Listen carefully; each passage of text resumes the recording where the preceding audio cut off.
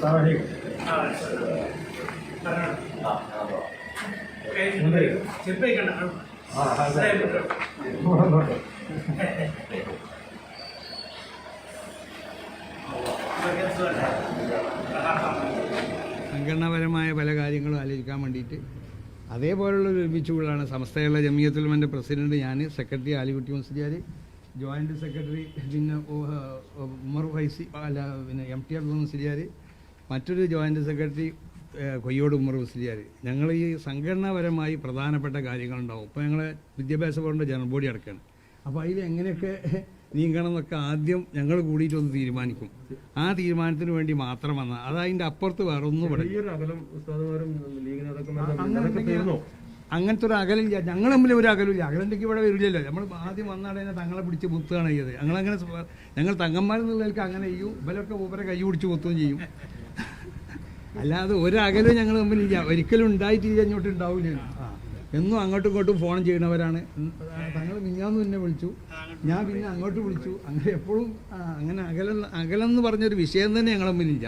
അണികൾക്കിടയിൽ ഇല്ല, സമസ്തയിലുള്ള അണികൾക്ക് തമ്മിൽ യാതൊരു ഭിന്നതയില്ല. പിന്നെ രാഷ്ട്രീയമായിട്ട് ഭിന്നത ഉണ്ടോ നമുക്കറിയില്ല. സാമൂഹ്യ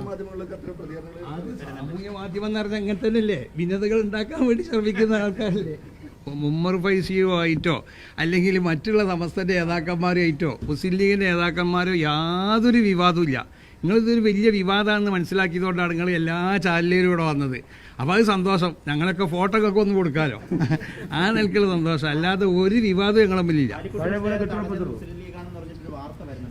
അതും തെറ്റാണ്. ആലിക്കുട്ടി മുസ്ലിയാർ ആരും തടഞ്ഞിട്ടില്ല. മൂപ്പര് ദേഹാസ്വസ്ഥനായിട്ട് മൂപ്പര് പോയി.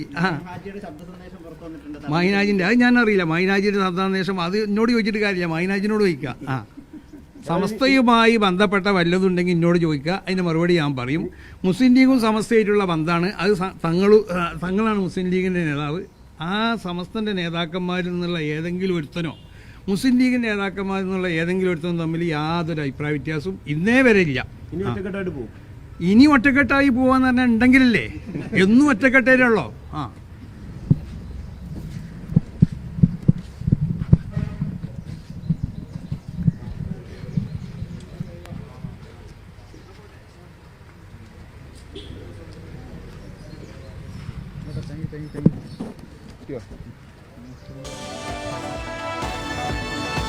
മനോരമ ന്യൂസ്, ചോദിക്കാനും പറയാനും.